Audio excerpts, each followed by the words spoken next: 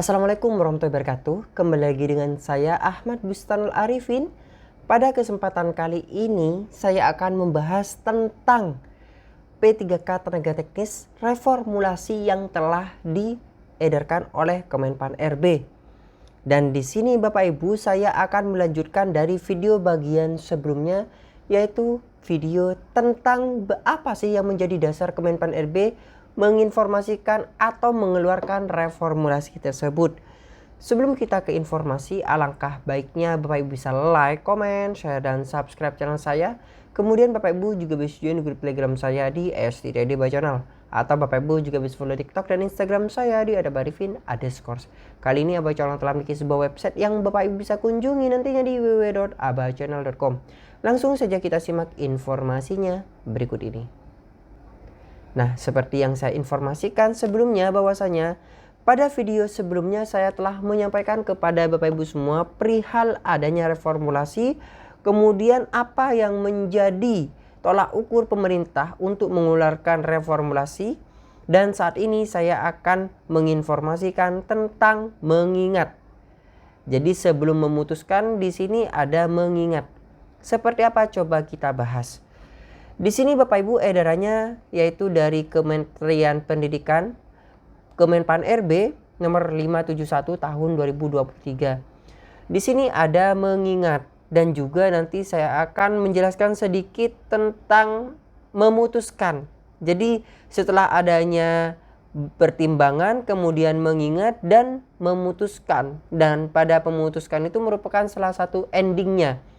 Akan tapi memutuskan saya akan bahas sebagian saja. Nah, langsung saja Bapak Ibu tanpa berlama-lama lagi. Di sini mengingat bahwasanya Undang-Undang Nomor 5 Tahun 2014 tentang Aparatur Sipil Negara, Lembaran Negara Republik Indonesia tahun 2014 dan Nomor 6 Tambahan Lembaran Negara Republik Indonesia.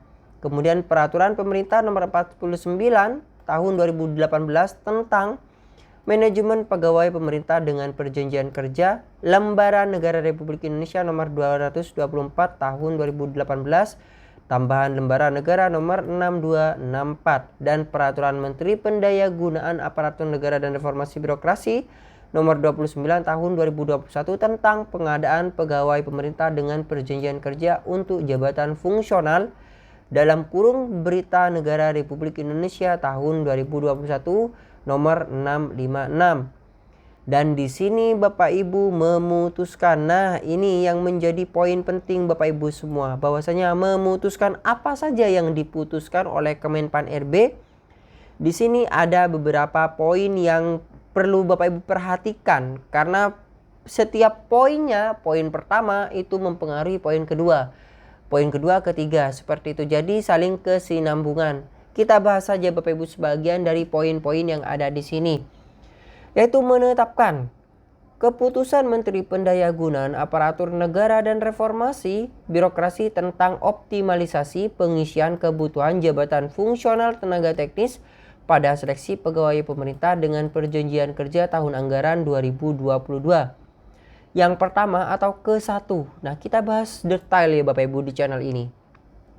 Bahwasanya optimalisasi pengisian kebutuhan jabatan fungsional teknis pada pengadaan P3K tahun 2022 dilakukan terhadap jabatan yang belum terpenuhi kebutuhannya. Jadi dalam artian di sini ketika ada formasi P3K, akan tetapi jabatan tersebut itu sudah terisi, maka reformulasi itu tidak berlaku. Maksudnya tidak berlaku untuk jabatan di instansi tersebut. Karena di sini sudah dijelaskan bahwasanya reformulasi itu untuk mengisi pengisian kebutuhan jabatan fungsional teknis pada pengadaan P3K tahun 2022 dilakukan terhadap jabatan yang belum terpenuhi kebutuhannya. Dalam artian yang masih kosong nih. Dikarenakan dalam satu formasi tidak ada yang memiliki. Seperti itu. Dan poin kedua di sini, optimalisasi pengisian kebutuhan jabatan sebagaimana dimaksud pada diktum ke-1, yaitu diktum ke-1 yang saya sebutkan tadi bahwasanya kekosongan yang masih kosong dilakukan berdasarkan reformulasi nilai ambang batas seleksi kompetensi teknis dari hasil seleksi pengadaan P3K teknis tahun 2022. Jadi kalau kita melihat di sini Bapak Ibu, ini sekilas saja karena yang membuat saya ambigu memang yang ada di sini. Kalau kita melihat saja di sini dilakukan berdasarkan reformulasi nilai ambang batas seleksi kompetensi teknis Bapak Ibu. Nah, di sini. Jadi saya hapus dulu biar di sini jelas. Nah, di sini. Coba kita perhatikan. Nilai ambang batas seleksi kompetensi teknis. Kompetensi teknis. Jadi kompetensi teknisnya saja Bapak Ibu. Dari hasil seleksi pengadaan P3K tenaga teknis tahun 2022. Akan tapi saya juga masih agak ragu di sini Bapak Ibu karena dari total keseluruhan, kenapa kok tidak diambil dari total keseluruhan? Pasti bertanya-tanya seperti itu. Tapi kita tunggu saja ya Bapak Ibu. Informasi resmi biasanya akan diumumkan di website atau di akun SSCASN masing-masing. Apakah Bapak Ibu termasuk dalam reformulasi atau tidak? Atau Bapak Ibu bisa bertanya pada instansi masing-masing daerah. Pada diktum kedua di sini kalau kita lihat, nah Bapak Ibu bisa memperhatikan juga di sini bahwasanya nilai ambang batas seleksi kompetensi teknis yang dilihat di sini. Dan untuk diktum ketiganya di sini reformulasi nilai ambang batas seleksi kompetensi teknis. Nah, seleksi kompetensi teknis sebagaimana dimaksud pada diktum kedua ditetapkan berdasarkan nilai terendah pada jabatan yang sama yang formasinya belum terpenuhi. Nah, ini Bapak Ibu juga saya agak ambigu ya Bapak Ibu. Maksudnya mungkin Bapak Ibu ada informasi tambahan, coba cantumkan di kolom deskripsi, kita saling sharing Bapak Ibu. Kalau pada poin diktum ketiga di sini, reformulasi nilai ambang batas seleksi kompetensi teknis sebagaimana dimaksud pada diktum kedua. Diktum kedua yaitu kompetensi teknisnya yang akan diambil. Bahwasanya ditetapkan berdasarkan nilai terendah pada jabatan yang sama yang formasinya masih belum terpenuhi. Di sini yang saya bikin bingung itu adalah nilai terendah pada jabatan yang sama. Nilai terendah pada jabatan yang sama itu yang masih membuat saya ambigu Bapak Ibu. Kenapa bukan nilai tertinggi untuk teknisnya? Nah, mungkin nilai terendah ini dalam artian seperti apa? Coba Bapak Ibu bisa cantumkan di kolom komentar ya Bapak Ibu. Kemudian keempat, optimalisasi pengisian kebutuhan jabatan sebagaimana dimaksud pada diktum ke-1 dilakukan bagi. Nah, ini sangat jelas sekali bahwasanya optimalisasi pengisian kebutuhan jabatan sebagaimana dimaksud pada diktum ke-1 dilakukan bagi. Pertama adalah peserta XTHK 2 atau peserta non-ASN. Seperti yang dimana dimaksud pada mengingat. Nah, mengingat di atas bahwasanya pemerintah itu ingin berlaku keadilan dan juga ingin P3K THK 2 ini dan non-ASN itu bisa masuk di dalamnya. Seperti itu. Apakah reformulasi ini untuk kedua ini pada diktum keempat kan sudah dijelaskan di sini. Optimalisasi kebutuhan jabatan sebagaimana dimaksud pada diktum ke-1 dilakukan bagi peserta THK 2 dan peserta non-ASN. Kemudian seperti ini Bapak Ibu untuk tanggapan saya. Bagaimana bagi tenaga non-ASN, jadi yang melamar tenaga teknis maksud saya, akan tapi di formasi tersebut itu tidak ada dari lembaga Bapak Ibu, tidak ada dari lembaga asal. Misalnya contoh kasus lembaga A ini melakukan sebuah perekrutan pendataan tenaga teknis, akan tetapi di lembaga A tersebut pegawainya, stafnya itu melamar di instansi lain dikarenakan formasi di lembaga A ini tidak ada untuk jabatan yang bersangkutan, untuk kualifikasi ijazahnya itu tidak ada, sehingga melamar di instansi lain. Nah, jika kasusnya seperti ini, yang bersangkutan kan tidak lolosnya di instansi B contohnya. Apakah ini akan masuk di sini? Nah, kalau saya yakin di sini Bapak Ibu, jika terjadi seperti itu, maka otomatis mungkin akan terjadi kekosongan kembali. Kenapa saya sebutkan kekosongan kembali? Coba kita pikir seperti ini. Misalnya lembaga A. itu merekrut atau melakukan sebuah perekrutan tenaga teknis. Tapi pegawainya tidak melamar di lembaga A tersebut, justru melamar di lembaga lain dikarenakan ada formasinya di lembaga lain. Dan di lembaga A ini diisi oleh tenaga yang lain, misalnya dari umum, kebanyakan dari umum. Nah, otomatis jika menggunakan dasar poin diktum keempat, maka tetap kosong formasi ini.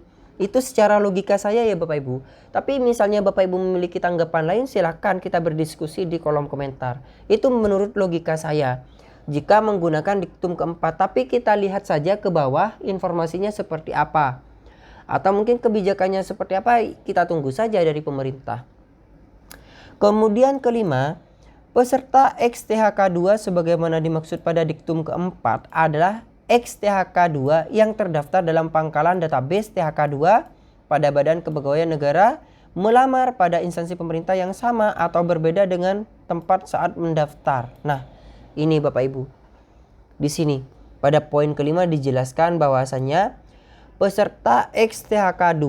Nah, saya pernah menjelaskan XTHK2 itu masuk database, di mana terdaftar dalam pangkalan database THK2 pada Badan Kepegawaian Negara melamar pada instansi pemerintah yang sama atau berbeda dengan tempat bekerja saat mendaftar. Jadi itu namanya XTHK2. Cuman ketika beliaunya mendaftar dengan kualifikasi pendidikan di tempat lain tapi tidak lolos di tempat lain, akan tapi terjadi kekosongan di lembaga A tersebut, seperti yang sudah saya sampaikan barusan, terjadi kekosongan, apakah XTHK2 ini akan ditarik ke lembaga yang A setelah melamar di B yang tidak lolos, kemudian apakah ini bisa ditarik ke lembaga B? Ini yang masih menjadi pertanyaan bagi saya Bapak Ibu.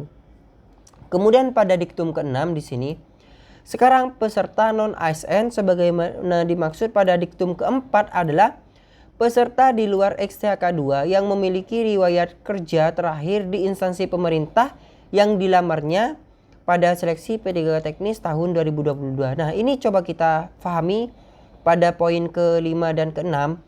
Kalau peserta XTHK2 sebagaimana dimaksud pada diktum keempat adalah XTHK2 yang terdaftar dalam pangkalan database THK2 pada Badan Kepegawaian Negara melamar pada instansi pemerintah yang sama atau berbeda tempat kerja saat mendaftar. Jadi mungkin Bapak Ibu untuk XTHK2 ini bisa berlaku juga yang poin pertama saya sampaikan, bahwasanya mungkin ditarik nantinya ketika terjadi kekosongan.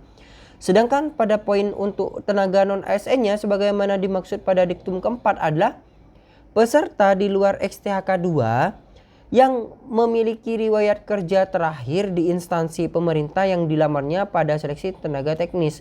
Nah, ini berarti berlaku hanya di instansi pemerintah yang dilamarnya saja. Kemudian bagaimana misalnya Bapak Ibu di instansi yang dilamar itu tidak ada, maksudnya tidak ada formasi untuk kualifikasi pendidikan yang bersangkutan, otomatis kekosongan akan tetap terjadi Bapak Ibu. Itu pendapat saya Bapak Ibu. Monggo Bapak Ibu misalnya ada pendapat lain, silakan kita argumen di sini. Kemudian di sini ketujuh, peserta non-ASN sebagaimana dimaksud pada diktum ke-6 dibuktikan dengan surat keterangan pengalaman bekerja yang ditandatangani oleh pejabat tinggi, pratama, dan atau pimpinan satuan kerja pada instansi pemerintah tempat pelamar bekerja yang telah diunggah pada akun SSE ASN pelamar pada pengadaan P3K teknis tahun 2022. Peserta non-ASN sebagaimana dimaksud pada diktum ke-6 dibuktikan dengan surat keterangan pengalaman bekerja yang ditandatangani oleh pejabat. Jadi Bapak Ibu, pada diktum ke-6 di sini peserta non-ASN sebagaimana dimaksud pada diktum ke-4 adalah peserta di luar XTHK2 pemerintah yang bekerja. Di sini riwayat kerja terakhir di instansi pemerintah yang dilamarnya pada seleksi teknis tahun 2022. Peserta non-ASN sebagaimana diktum keempat adalah peserta di luar XTHK2 yang memiliki riwayat kerja terakhir di instansi pemerintah yang dilamarnya. Jadi memiliki riwayat kerja terakhir di instansi pemerintah yang dilamarnya. Otomatis ketika tidak melamar di lembaga tersebut, maka Bapak Ibu kemungkinan kalau melihat di sini itu tidak akan berlaku. Ketika kita melihat di sini, coba kita baca pelan-pelan. Peserta non-ASN sebagaimana dimaksud pada diktum keempat, nah, adalah peserta di luar XTHK 2 yang memiliki, garis bawahi, yang memiliki riwayat kerja terakhir di instansi pemerintah yang dilamarnya. Otomatis ketika tenaga non-ASN tersebut tidak melamar di lembaga yang dimaksud, maka tidak bisa. Kalau kita melihat di sini adalah peserta di luar XTHK 2 yang memiliki riwayat kerja terakhir yang di instansi pemerintah yang dilamarnya. Nah, ini yang perlu digarisbawahi. Saya tandai warna lain, yang dilamarnya. Nah, ini yang digarisbawahi, yang dilamarnya ini pada seleksi tersebut. Sedangkan ditegaskan kembali pada diktum ke-7, peserta non-ASN sebagaimana dimaksud pada diktum ke-6 dibuktikan dengan surat. Nah, setelah itu harus dibuktikan dengan surat bahwasanya yang bersangkutan itu bekerja sudah lama, mengabdi lama, yang ditandatangani oleh pejabat tinggi, pimpinan tinggi pratama di sana. Nah, otomatis ketika kita melihat pada poin 1, 2, 3, 4, 5, 6, 7, berarti Bapak Ibu tidak semua bisa terakomodir di reformulasi ini. Jadi pastinya masih ada yang kosong. Tidak semua terisi menggunakan perankingan. Tapi saya kok heran, di edarannya Kemenpan RB, coba kita lihat lagi edarannya Kemenpan RB, maksudnya di beritanya di websitenya Kemenpan RB. Coba kita buka, kita cari Kemenpan RB Bapak Ibu. Kemenpan RB, coba kita cek. Nah, Menpan RB, saya ada sedikit yang masih ambigu, masih bingung Bapak Ibu di sini. Kalau kita lihat di informasinya, coba di sini. Kebijakan reformulasi tetap menjaga kualitas dan keadilan dalam P3K. Reformulasi nilai ambang batas seleksi kompetensi teknis ditetapkan berdasarkan nilai terendah pada jabatan yang sama yang formasinya masih belum terpenuhi pelaporan. Artinya jika sudah terisi maka tidak bisa digantikan. Optimalisasi kebutuhan jabatan dilakukan peserta XTHK atau sebagai bentuk afirmasi. Nah, bentuk afirmasi. Kemudian di sini ada peringkat. Ada peringkat kalau tidak salah Bapak Ibu. Menjelaskan optimalisasi kebutuhan jabatan dilakukan terlebih dahulu memenuhi reformasi nilai membatas seleksi kompetensi. Jadi ini sama, masih ada kata-kata peringkat kalau tidak salah di sini. Peringkat. Nah, di sini Deputi Aparatur Kementerian Pan RB Alex Dani menjelaskan optimalisasi pengisian kebutuhan jabatan diberlakukan bagi XTHK 2 yang memenuhi reformasi nilai ambang batas seleksi kompetensi teknis dengan peringkat terbaik jika masih terdapat kebutuhan. Jadi khusus untuk yang THK 2. Nah, iya benar Bapak Ibu. Jadi di sini kalau bisa saya jelaskan atau simpulkan sampai di sini ya Bapak Ibu, pada sampai diktum ke-6 sama 7, diktum ke-7 itu hanya berlaku untuk XTHK 2 dan peserta non ASN. Jadi bagi Bapak Ibu yang di luar ini, maka kalau kita lihat tidak termasuk Bapak Ibu dalam reformulasi. Silakan cantumkan di kolom deskripsi, kita bahas bersama ya Bapak Ibu. Mungkin sekian dulu Bapak Ibu untuk informasinya. Kita lanjutkan poin ke-8, 9, 10, 11 ini sampai terakhir di kesempatan berikutnya. Karena ini panjang sekali kalau kita bahas secara rinci detail seperti itu. Dan kita sudah bisa mengambil kesimpulan untuk video di kesempatan ini. Di bagian ketiga ini bahwasannya untuk reformulasi ini hanya berlaku di 2 kategori ini. Dan juga peserta non-ASN tidak semuanya bisa masuk di dalamnya. Peserta non-ASN yang dimaksud yang melamar di instansi yang berada Bapak Ibu yang dilamar. Yang Bapak Ibu lamar. Itu yang bisa saya tangkap Bapak Ibu. Ini berdasarkan argumen Aba Channel. Misalnya Bapak Ibu milik argumen lain, silahkan cantumkan di kolom komentar. Dan juga kita bisa tunggu informasi dari Kemenpan RB langsung. Atau kita cek saja di akun SSCSN Bapak Ibu. Mungkin sekian informasi yang dapat saya sampaikan. Semoga bermanfaat. Bagi Bapak Ibu yang baru menemukan channel ini, jangan lupa untuk like, comment, share, dan subscribe channel saya. Aktifkan notifikasi di channel ini dan jadikan Aba Channel sebagai rekan atau sahabat Bapak Ibu untuk mencari sebuah informasi. Wassalamualaikum warahmatullahi wabarakatuh.